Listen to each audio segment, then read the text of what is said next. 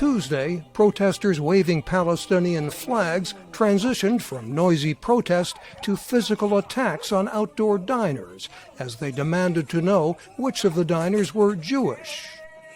Those are scenes that make us think of the streets of Nazi Germany and occupied Europe during World War II.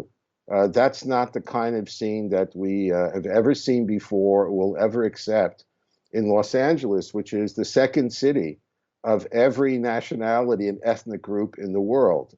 Sporadic outbreaks of violence in the United States have been aimed at minority groups or their supporters, says an analyst at California State University, Stanislaus, who has studied hate crimes in Croatia, the scene of violent ethnic conflict in the 1990s.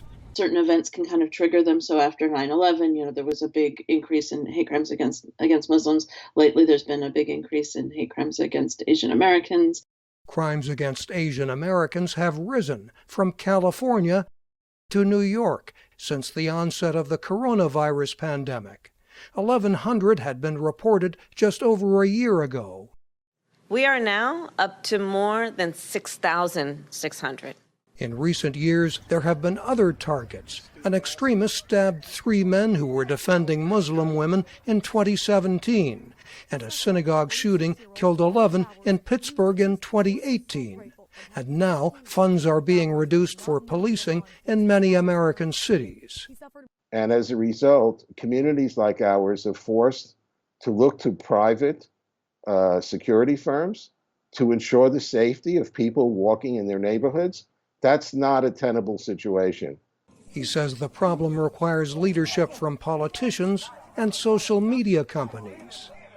Honestly, by the time law enforcement gets involved, it's almost too late. Somebody has already offended. So it should be a social problem. We should be looking at not only the causes of bias, but why people act on them. And at how people can learn to respect each other despite their differences. Mike O'Sullivan, VOA News, Los Angeles.